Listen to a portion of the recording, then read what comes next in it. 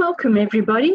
The time is now 6:30 and we always like to start our presentations, our webinars on time, especially given the hour that we are looking at this afternoon, this evening. So yeah, thank you very much for joining with us.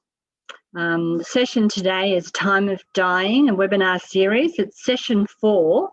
And it's our management decisions and plans in the dying time. So this is the 4th of our series. A lot of you will have already participated in the other sessions, so welcome back. And if that's not the case, welcome to this session. We hope that you find it beneficial.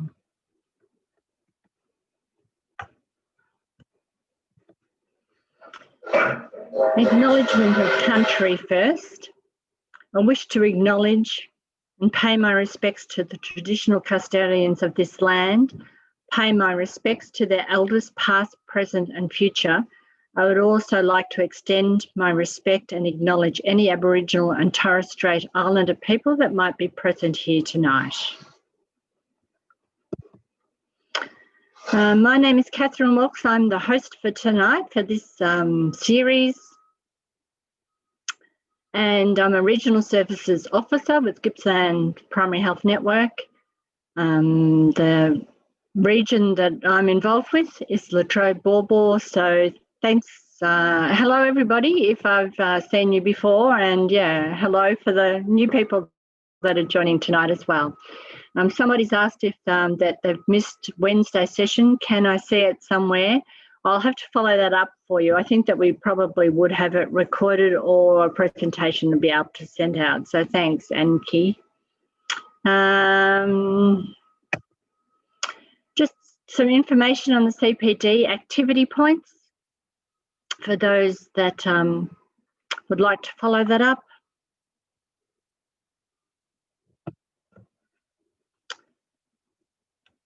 And some webinar tips. A lot of us have Zoomed for webinars quite a bit recently, but it's always good to have a few tips.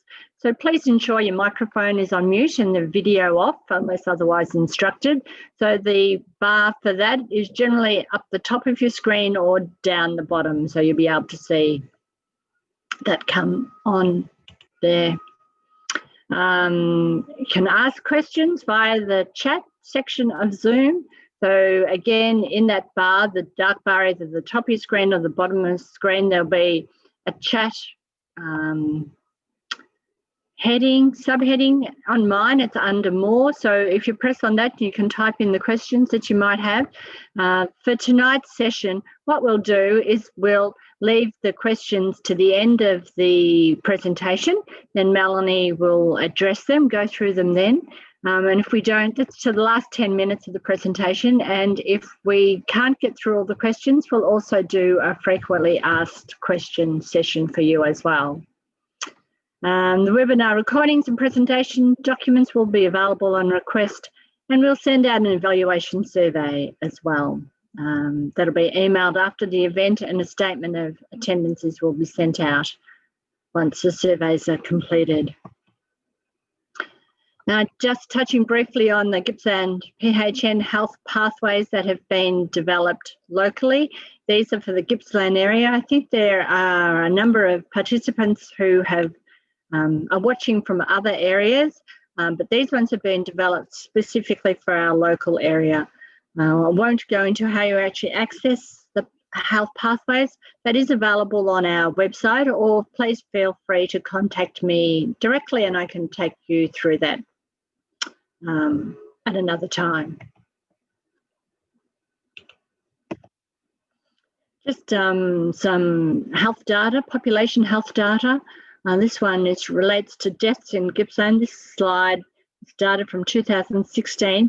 You can see the mortality over the different local areas. And in relation to that, hospital admissions, palliative care, 2016-17. Again, it shows the residents of local government areas by location of hospital they are admitted to. Setting the scene for our session tonight.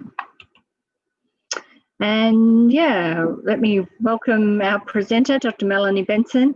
If you've linked into some of these sessions before, you will have heard Melanie.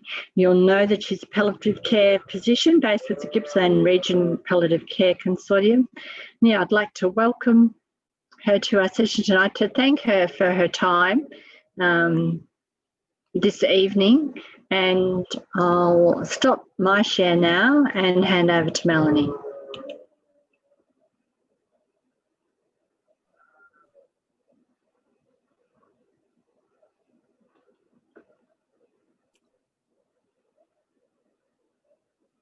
Okay,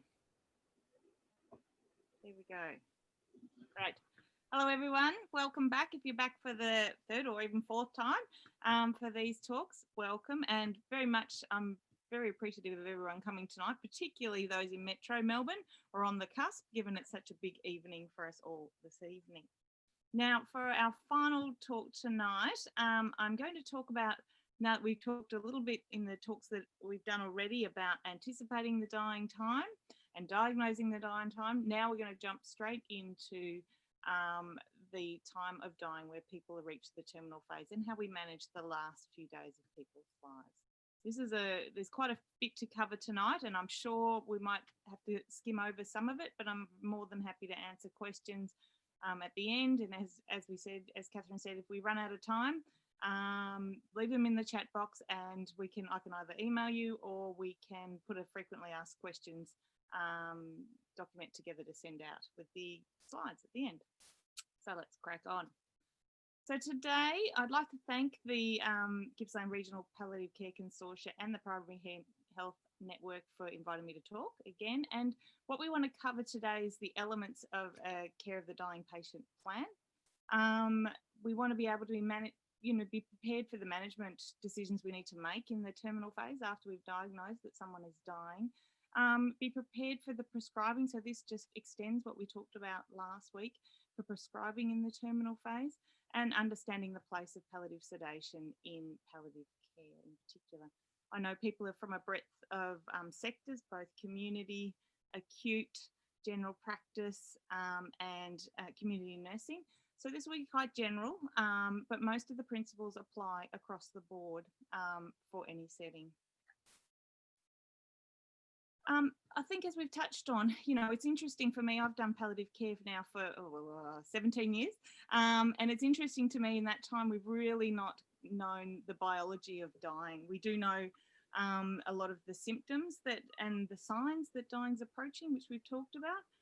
But really, we don't have a pathological test. We don't really know the pathophysiology of dying. Excuse me, Melanie, can I just interrupt just for a minute? There's a couple of people asking if we can get a bit closer to the mic. So we might just have to shift the computer a little bit closer. Can you hear me now? That sounds good to me. We'll ask our chat people. Hopefully, we'll go from here. I'll press on. Let me know if you can't hear. Thank you. All right. So, so there's not many studies to indicate what is the pathophysiology behind dying.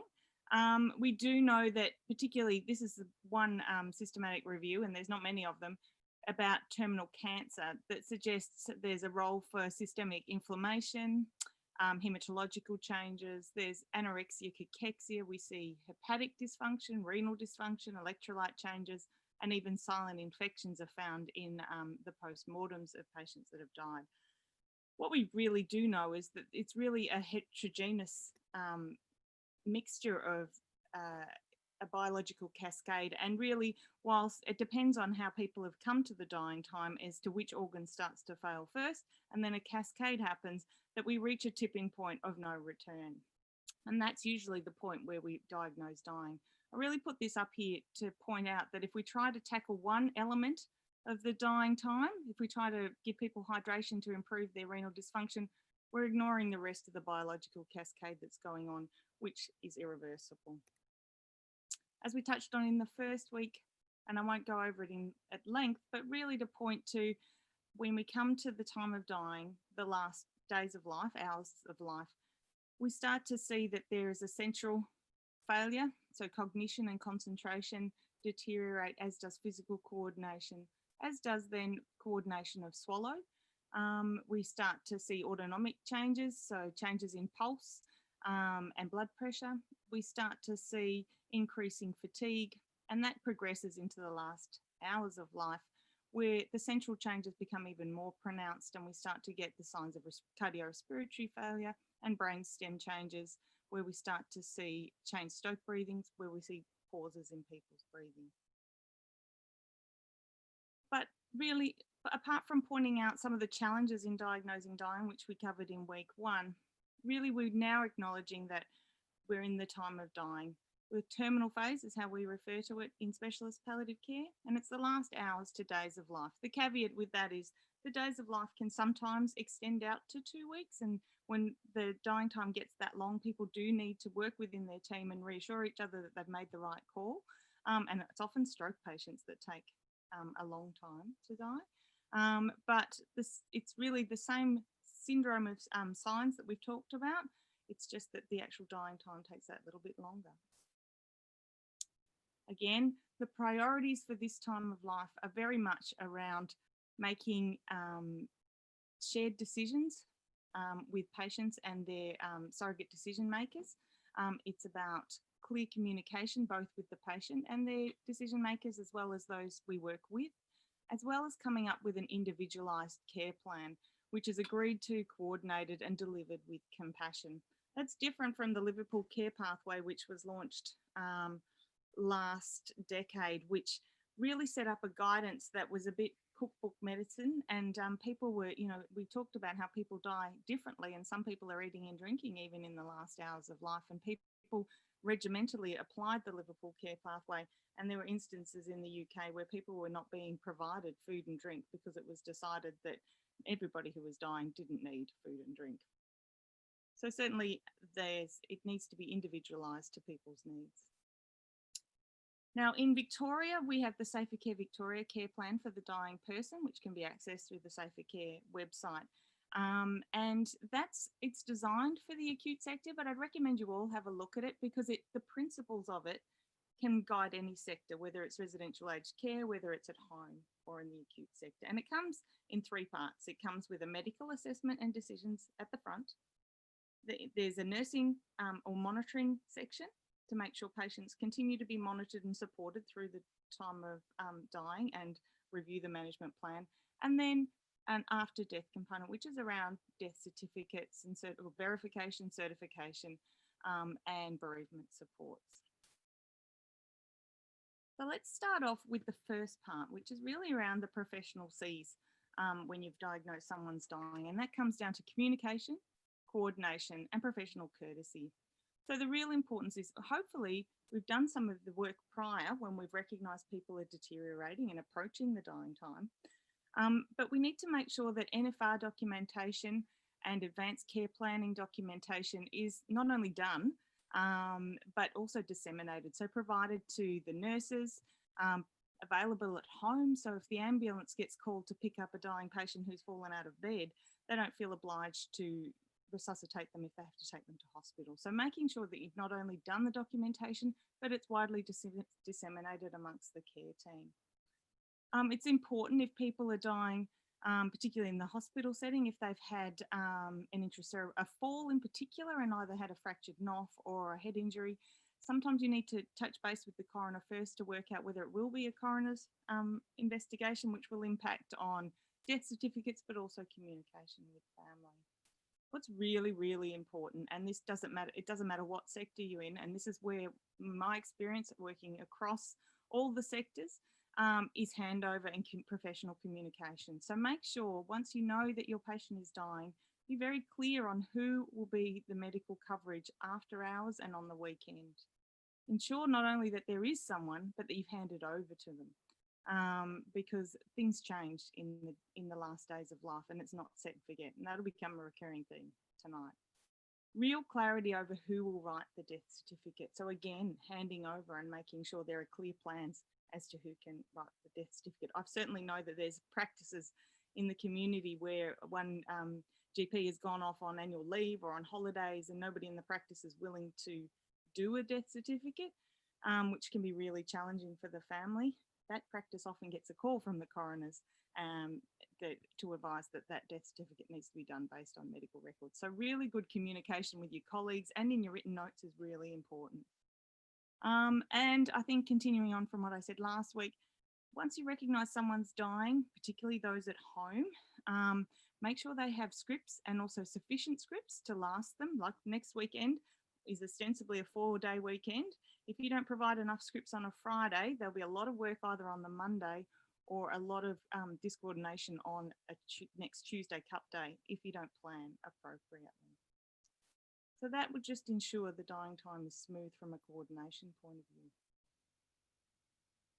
I could spend a whole lecture just talking about this, and we're going to spend about 5 minutes speaking about it. But I think it's really important when we recognise that someone's dying, we need to make some decisions. We've made a lot of decisions beforehand, but we do need to make some decisions at the time. And these are the 5 ways we sort of frame our decisions. Terminality refers to the fact that our decisions are being made in the context of dying. We're not worried about causing the death of our patient. That's happening in front of us. And it makes some of the decision making a little easier.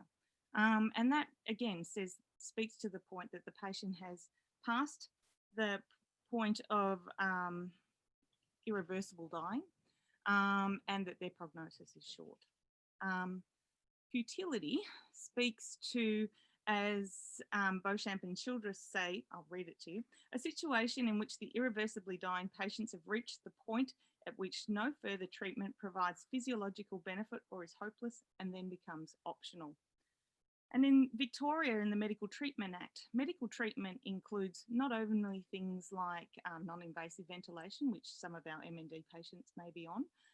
It may include enteral feeding, which patients may have been on for many years if they've had a stroke. Less and less for advanced dementia, but it's certainly the case. But it also includes IV hydration. So whilst patients are entitled to food and drink as part of their palliative care, as well as medical treatments that will treat their suffering, so pain and symptomatic management, intravenous hydration and artificial nutrition is in the medical treatment that can be refused by patients and families, and which can be not offered by clinicians if is deemed futile. Now, futile is a tricky one because we, as clinicians, will think of it as an objective measure of how something's going to work in this situation, the utility of it. But the reality is that both as clinicians, we also act subjectively sometimes, and sometimes it's easier to provide intravenous antibiotics or hydration or nutrition than to have a conversation that is difficult, particularly if there are has been some miscommunication about whether this is the dying time or not. Sometimes, and any of you who have worked with me clinically would be very surprised if you haven't heard me have a conversation about benefit burden with any decisions at any point. And that's about the utility of things or the relative benefits burdens. So examples of those conversations might be around intravenous hydration. So, you know, one of the subjective reasons that, say, families would want to have IV hydration at the end of life is they have the conception that we're letting their loved one starve to death or dehydrate to death. And the reality is, as we've talked about, is that part of the process, the multi-system failure of dying, means that we require less hydration and we're less able to swallow, and that's part of a normal process of dying. And sometimes when we intervene by offering people parenteral hydration, whether it's intravenously or subcut, we can add to their symptomatic burden and actually provide them with a more, either prolong the dying process by a factor of hours or days without any quality, and we actually may make them increase their suffering, and that can be seen by sight problems, but particularly if we increase, because albumin goes down, hypoalbuminemia occurs in the dying process, and so a lot of the fluids that we offer to patients end up pooling either peripherally or centrally and adding to the problem of respiratory secretions. So really having a discussion about dying and what dying is and how it occurs and how we can, the benefit burden of offering patients these things is really relevant. Sometimes it's not a decision that you can make on the day. And if you've got the rapport with the patients, that's really helpful. And sometimes it's a negotiation. It's a lot easier to start a treatment with what I call stakes in the ground, where we will, okay, let's try this. We might use a lower volume of fluids, but we'll review it tomorrow. And if there's no improvement, or particularly if it's causing any sort of suffering, then we need to discontinue it. So making sure you've got staged discussions makes what can sometimes be a difficult discussion a lot easier. Consent is really important. Now, we're not asking people to do informed written consent like you would do pre-procedure. But what that really is about recognising that the patient, while they have capacity, and even after they have a degree of capacity, and their families understand what's going on and agree what's going on. If they haven't been communicated with as to why you're doing things or not doing things, then they will perceive that you're either hastening their death or adding to their suffering or not managing their suffering. So consent is very much about the shared decision making and discussions and communication we've talked about before. Now, proportionality speaks to concerns about people, both clinicians and families, around the measures that we use in palliative care causing death, and the terminality speaks a little bit to that. Proportionality is a principle that we use a lot in palliative care about using the appropriate symptom management, so an opiate for pain, for example, the appropriate opiate at the appropriate dose to achieve the symptom benefit that we're pursuing. And that's why we have a background level of analgesia with top-up breakthroughs, and then we increase the background level of analgesia according to the breakthroughs. And that's proportionate. If we gave them medications disproportionate to their needs, then perhaps there is an argument that hastening of death has occurred. So we don't have time to go through all of these things, but a lot of the things in the care plan for the dying, and when you recognise someone is dying, is to deprescribe those medications that are becoming increasingly futile. The number of times that I see patients and the first thing I cross off in their dying time is their statin is large.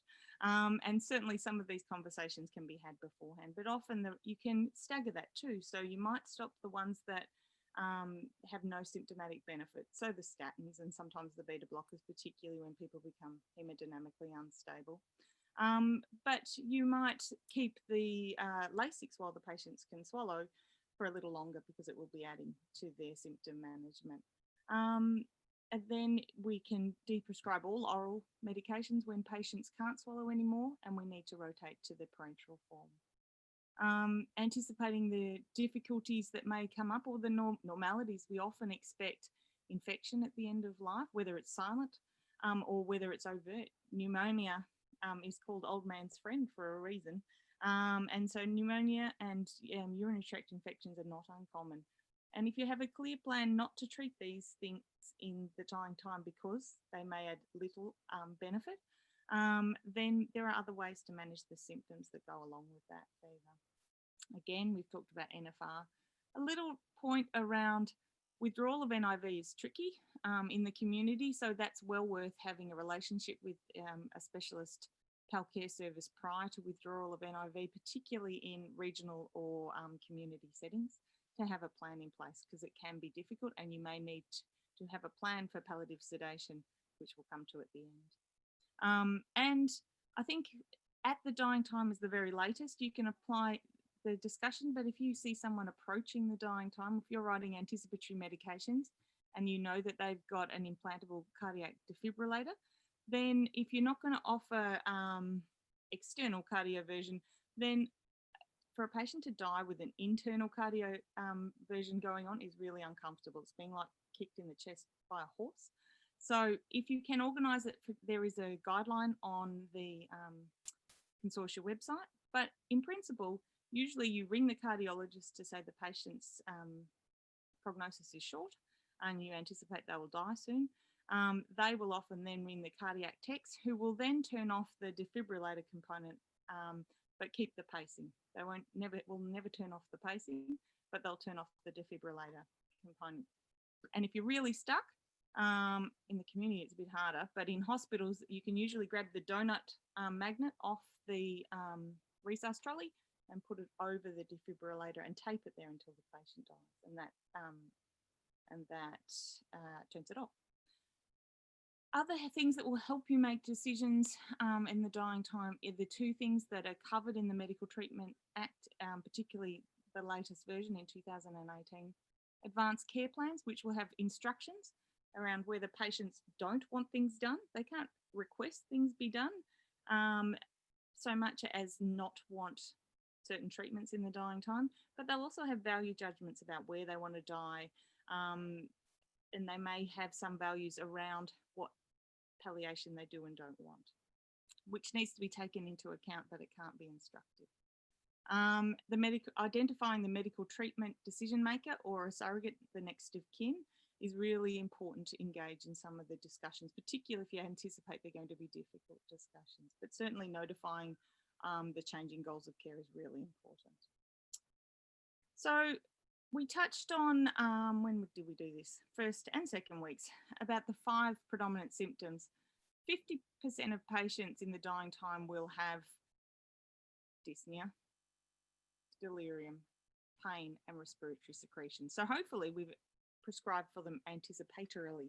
But if we haven't and we've diagnosed someone's dying, it's time to make sure they've got those PRNs in place. I won't go into great detail, but basically, as we've said, there's guidance again on the consortia website, and that's also found at it's one of the appendices in the care plan for the dying from Safer Care Victoria. A patient who is dying needs to have PRNs available for pain, in which case it's an opiate, and you prescribe the opiate based on what opiates they've been on before and what their hepatorenal function is. For tachypnea or dyspnea, we make sure there's an opiate and a benzodiazepine. In the dying time, the opiate is the same as the pain opiate, and the benzo is usually subcut midazolam, but in some rural settings, we might use sublingual clonazepam. Emesis, we make sure we've got metoclopramide or haloperidol. The caveat, as I said last week, is if they have Parkinson's, in which case we might need to think a bit further afield and use something like cyclozine or ondansetron if we have to. For respiratory secretions in the community, we tend to prescribe buscopan, hyacinth butyl bromide. In the inpatient setting, we tend to use glycopyrrolate. And for delirium, a benzodiazepine, again, the same one we might have available for dyspnea, so midazolam. Oops, now it's going on by itself again. And or haloperidol for refractory delirium. And these are all entry-level medications. There are certainly second or third line options if these symptoms become refractory, and that's when you contact your local palliative care service for some advice. So the key considerations is to have a PRN available, make sure the medication can be available, so you need to liaise with your pharmacy and make sure you've got enough in stock there. And sometimes if you're using an opiate beyond morphine, particularly the further out from Melbourne you go, you need to allow for 24 hours sometimes for that medication to come in. Make sure you've got the equipment, so if you anticipate that someone is going to die soon, they might not need a syringe driver straight away, but they certainly need access to that device, and usually it's residential aged care facilities that get caught out. But you need to, and again, speaking to residential aged care facilities, but also in the community, if that patient's not already known to a community service, it's a very late referral, but you need to make sure you've got staff who are competent in managing syringe drivers, assessing patients at the end of life, and understand medication compatibility, which we'll come to. And certainly most of the community services will support residential aged care facilities, even if it's for phone advice. So often with people who are already on a background opiate or are requiring frequent PRNs, they will need a syringe driver, which is a continuous subcutaneous infusion. But not all people who are dying require a syringe driver. It is for the reasons that I've just said. And before you start a syringe driver, again, because patients will say, well, if you haven't explained it properly and you're not using proportionate dosing in particular, they will perceive that, well, once the pump goes on, you've created the dying time. So it's really important to explain to the patient and their family. And it can be a staff member, it could be the prescriber, but often at times it's the visiting nurse who's doing the describing as to why a syringe driver is being commenced and the rationale behind it. It's not standard practice to have an anticipatory driver in place, but sometimes in rural settings, planning needs to be in place so a driver can be commenced. The reason we don't use anticipatory drivers is oftentimes you don't know the dose that's going to be needed once they get started. Then you need to make sure the driver is being monitored and that there are checklists to make sure that it's running appropriately. They run on batteries, so making sure that the pump continues to proceed is really important. If you get called out to a patient who's having a pain crisis in the dying time, the first thing you need to do is make sure that there's not a puddle of infusion in the bed because it's become dislodged, or that the driver has stopped battery failure or pump failure. So it's really important to check the drivers. And again, lean into local palliative care nursing supports who will not only guide, if they're not providing the nursing at home, they'll be guiding the generalist visiting nurses or the residential aged care nurses. And in the hospital setting, we'll be supporting the ward nurses. And they'll be able to advise which medications can go with which and how you can dilute them in the driver of your choice. This driver nobody uses, but it's the one I could find on the internet today at last minute. Often it's a Nicky, but the principles are the same. So it's a syringe driver because it has a syringe in it that gets driven over 24 hours. You can have up to 3 palliative care medications in a driver at a given time. So morphine, Maxilon, midazolam. But there can sometimes be compatibility issues if we're going outside of that. And what happens with that is they can crystallize inside the syringe. The dilutant is normally normal saline, but there are exceptions to the rule for that. You write it up and it depends on your setting as to where you write it up. Usually it's on a drug chart, but in specialist pal care settings, it might be on a special infusion chart, and in acute settings, it's often in an IV chart that's converted to a subcut infusion chart. But you write it up as milligrams over 24 hours, continuous subcut infusion. Just remember that there are conversion ratios between opioid preparations. So hydromorphone, 4 milligrams of hydromorphone does not equal 4 milligrams of morphine. And remember that there are conversions between oral preparations and subcutaneous preparations. There's certainly lots of resources for that today, and we don't have the scope to go into that. But sort of the Eastern Metropolitan Palliative Care Consortia guidance is the current Victorian standard. And there are links to that through the Gippsland Regional Palcare Consortia's website as well. And there's a new app, which is probably worthwhile having a look at, which is the PalliAged app, which you can access on your phone, which you can have then a shortcut, which then will have conversions on it. It's always a good idea if you're using an app or a guidance and you're not comfortable, do the conversion, learn on the go, and ring and speak to your local palliative care service just to make sure you've got your conversion right if you're not sure. So drivers are not set and forget. So those of us who come from a certain generation will remember KIT. And drivers don't drive themselves. They often need reviews. And I think some prompts for reviews, these are just very Benson related prompts for reviews. But if you're finding that your opioid dose or your benzo dose is reaching up into the hundreds of milligrams, then you're probably going to run, you've either got a refractory symptom or your drugs are actually contributing to your symptom and you need to change. You need to rotate your opioid. You might need to add a different sedation to your medication mix. So you need to think to consult your specialist palcare provider in your region.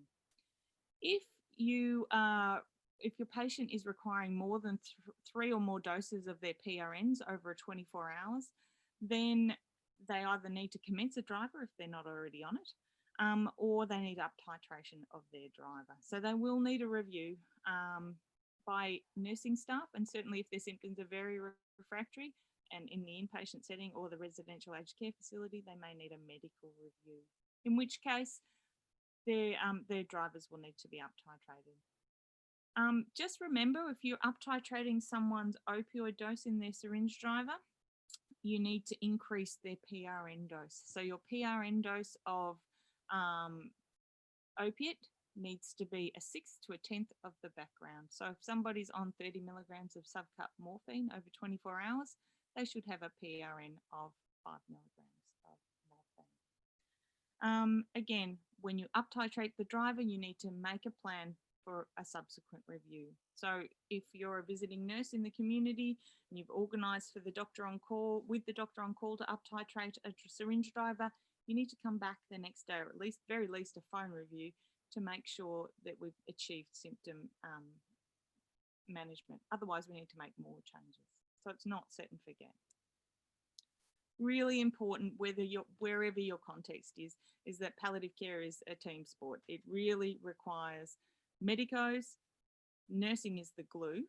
Psychosocial support, counsellors, social workers are really helpful, particularly with anticipatory grief, but also a lot of the practicalities, and even talking around particularly difficulties with psychosocial distress, financial issues, grieving issues, how to help with kids and talking to kids about death and dying, really helpful.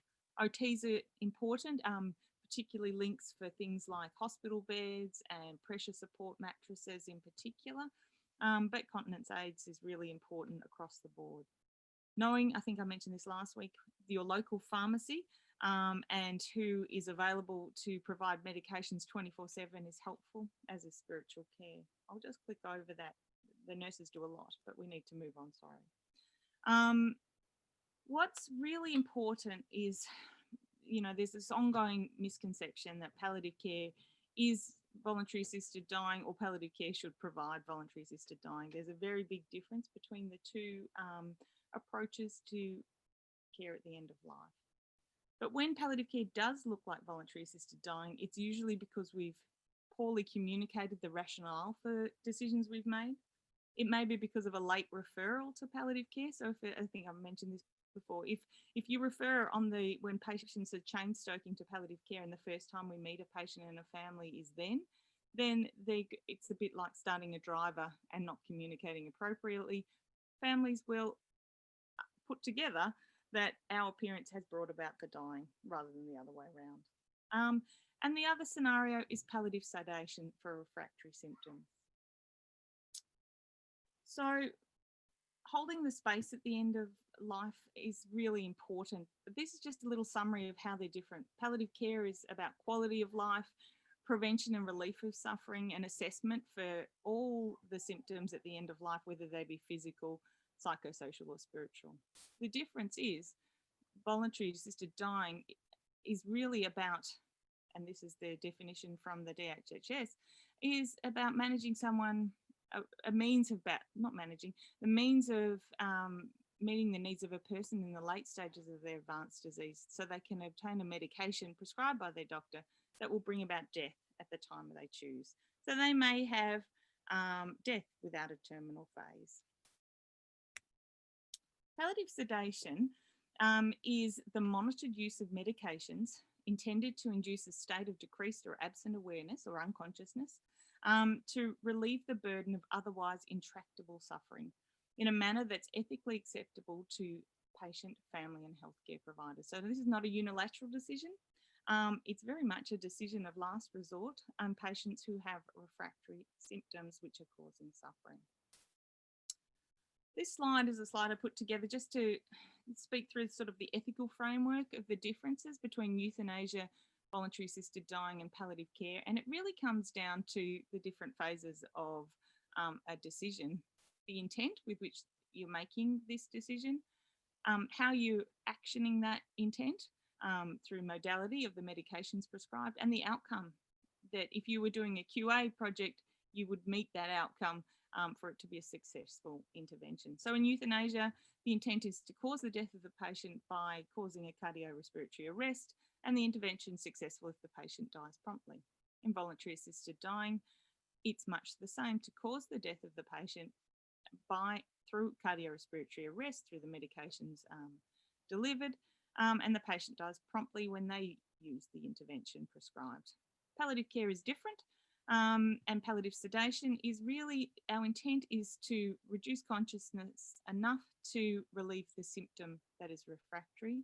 The medications we choose is to that intent. So if it was pain, that would be part of the mix, but really it's to reduce the level of consciousness so the patient's not aware of their pain anymore. And that's when we've achieved success from our intervention, is when we've done that. And death can happen is in that context, because we've talked about terminality before, but that doesn't mean it's been a successful intervention, and death could happen many days after we've achieved sedation. And the principle, the ethical principle that we talk to is the doctrine of double effect, which really doesn't look at, it looks very much on the intent of the act. So the intent is sedation, and we focus on the good consequences, the relief of refractory symptoms, rather than potentially foreseen bad consequences. The bad effect, death, is not what we aimed for or intended from what we were doing, which is the sedation. Only the good result is aimed at, the symptom relief. The bad effect or death is not a means to achieve the good effect. So we're not intentionally ending someone's life to relieve their pain. That's not what palliative sedation is. And the amount of good accomplished or sedation is a good result from the relief of the symptoms. So these are the four parts of the framework that we talk to. Again, terminality. If we've got people in the last hours to days of life, we can have quite a lot of comfort, and there's some studies to prove that palliative sedation doesn't change that time frame at all.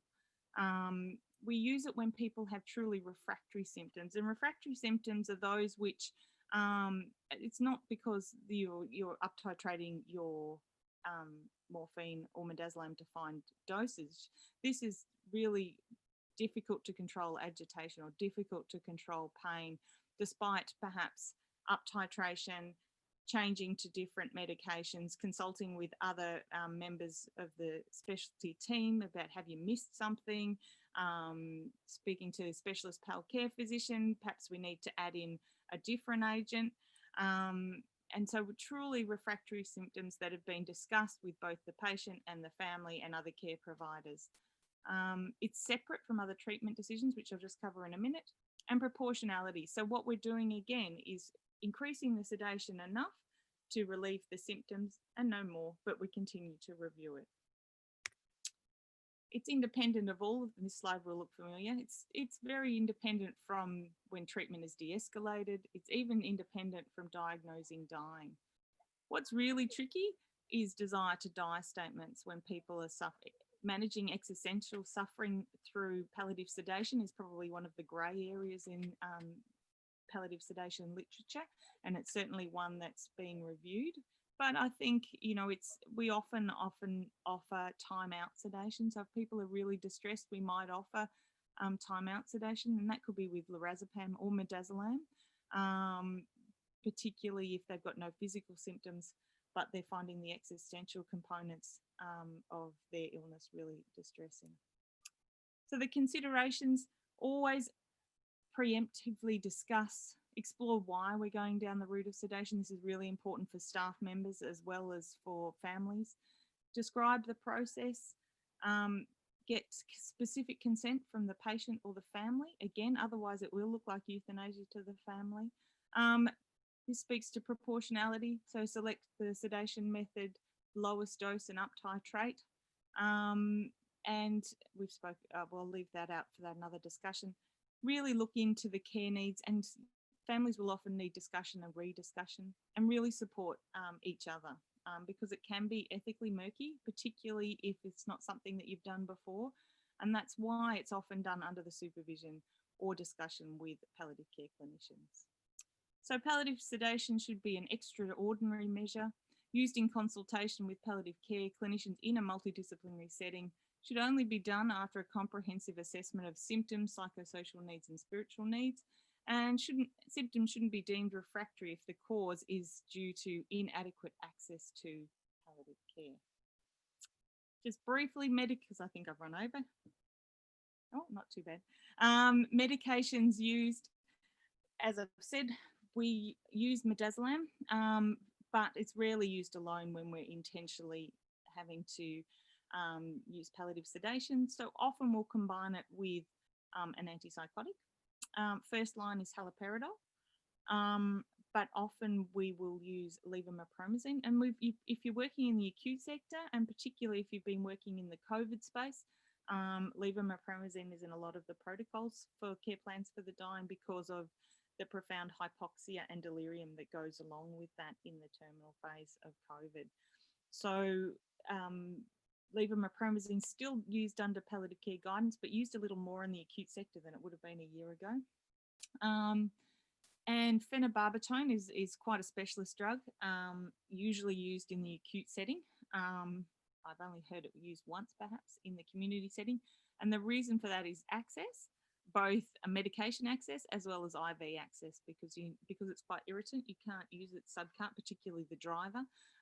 So patients often need intravenous access to have phenobarbital. And look, even in a specialist palliative care unit, we probably use phenobarbital once every 3 months for palliative sedation.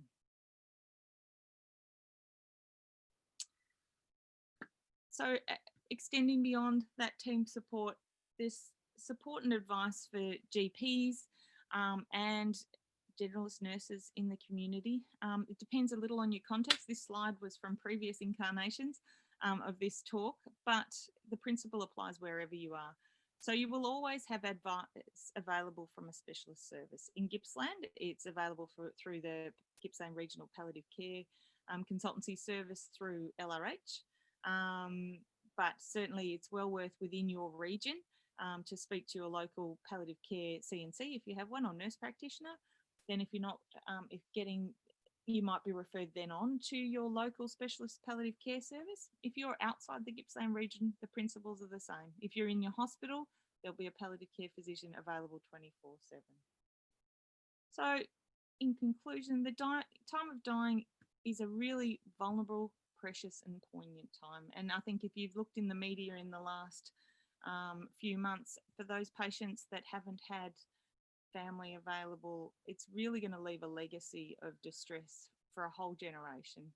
And so it's really important to be able to be supporting ourselves and our families through this time. It's a uniquely lonely experience. Nobody can do it for us when the time comes, or experience for someone else. But suffering's not inevitable. There's something we can all do for patients and their families and to support each other.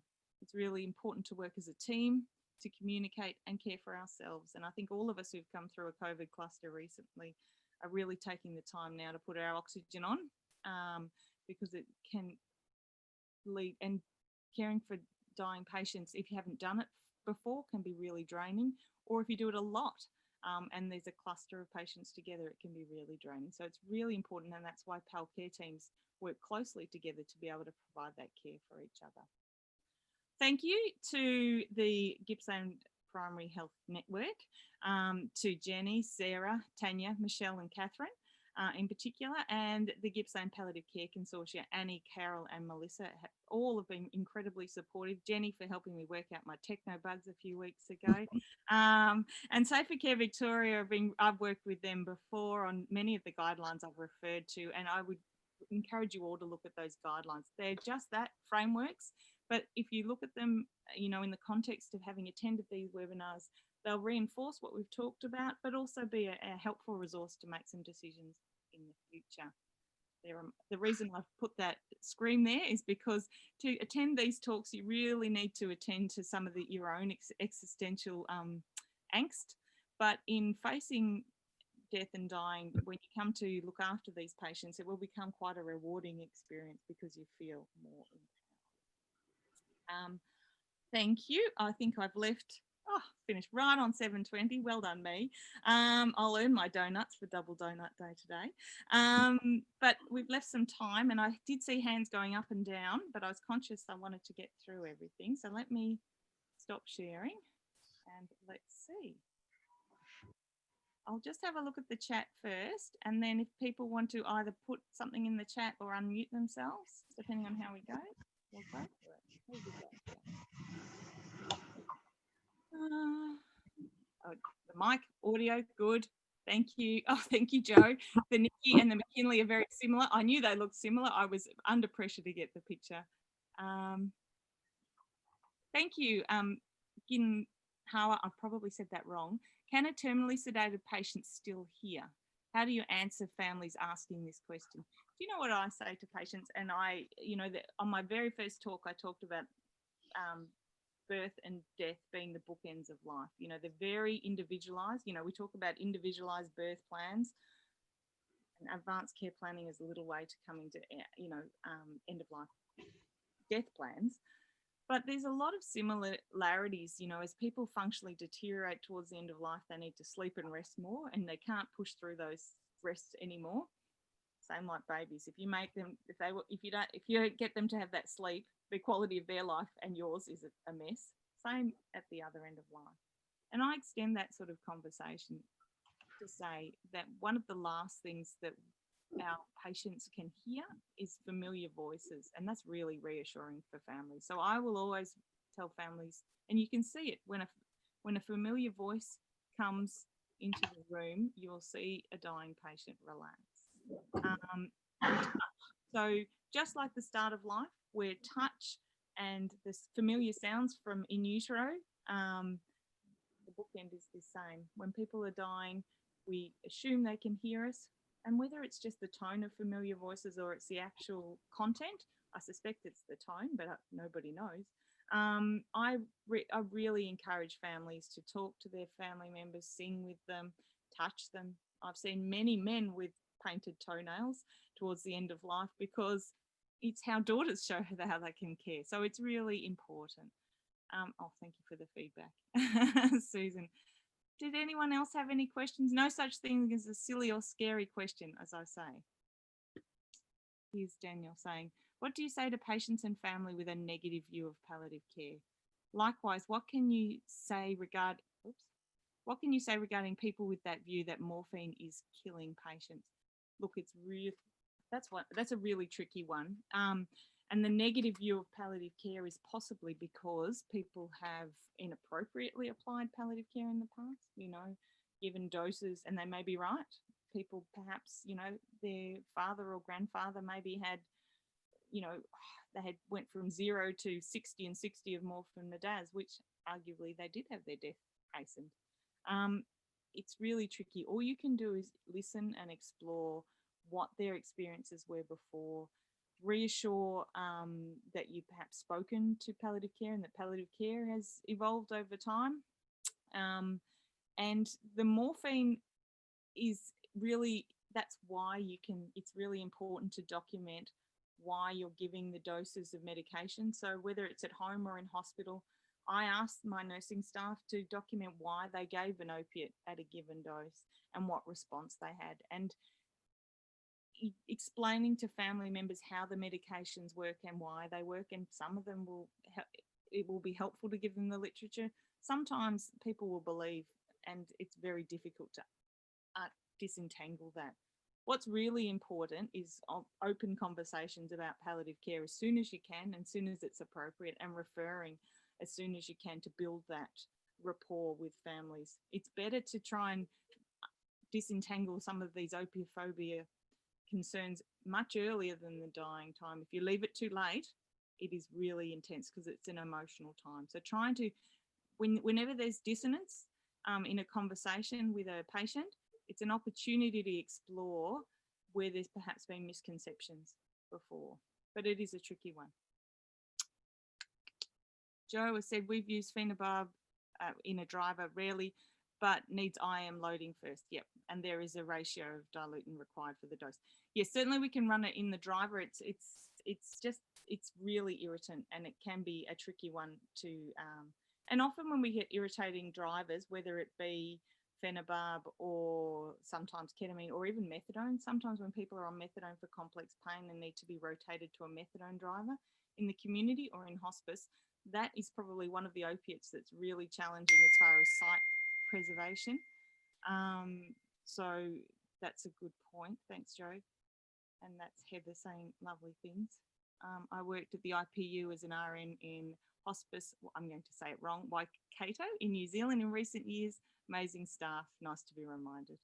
And one of the trickiest pains we tried to treat was mesothelioma, chest wall pain. We too used a lot of methadone. And, you know, neuropathic, I think I've mentioned this in one of the earlier talks, allodynia, if people have complex untreated pain during their palliative phase, whatever time that is, particularly in the last months of their life, particularly if it's challenging, then a neuropathic pain is one of the ones that you do get a lot of wind up and allodynia, and then you can fall into opioid-induced hyperalgesia.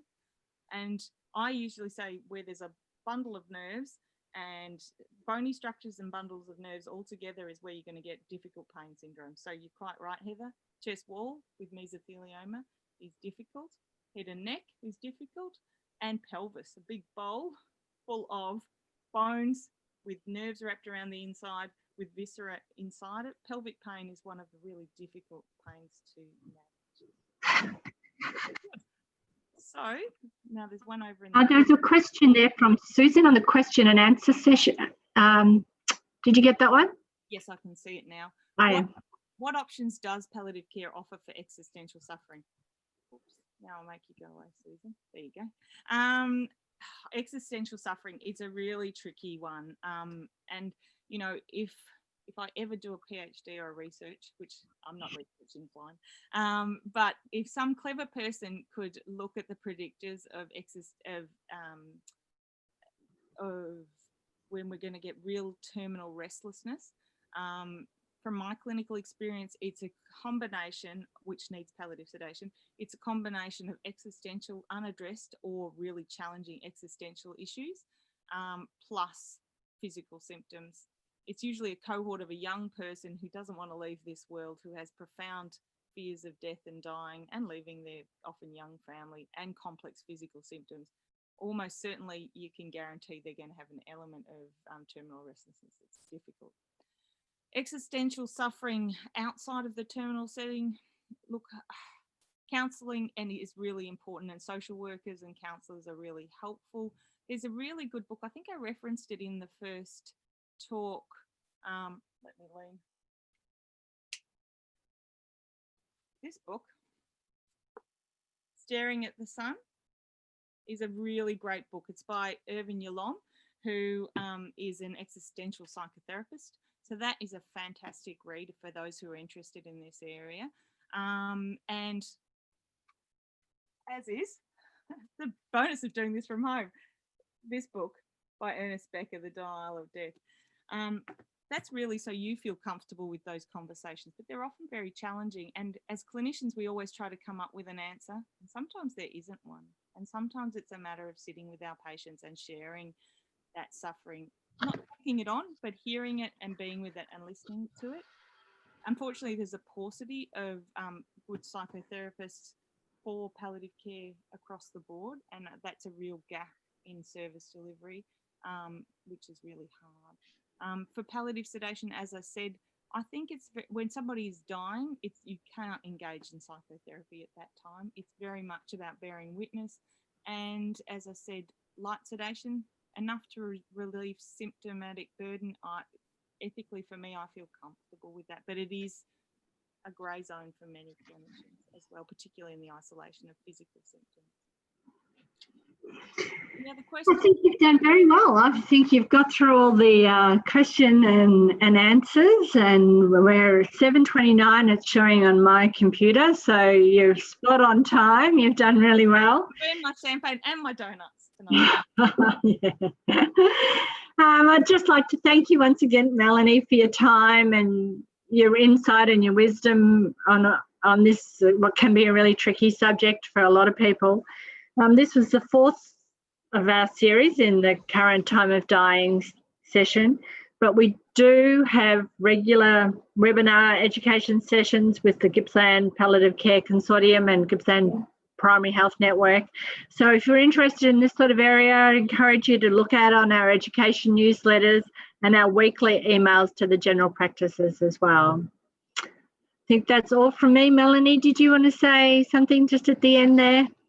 Well, I've just seen, I want to promote, is it Joanna Stevens, who's just popped herself in to say that she is a psychologist. I'd love to hear of psychologists. And I know John, who did one of the talks last week, psychologists who work in this area. So great.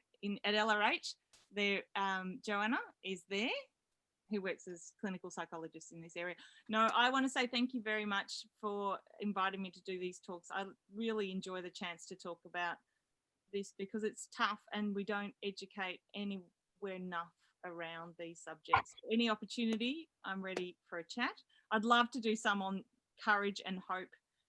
Those are things that are really important things, talking to the existential issues. And I think these themes, courage, hope, resilience, are all going to become important themes that are going to come out, and managing bereavement out of the current COVID crisis.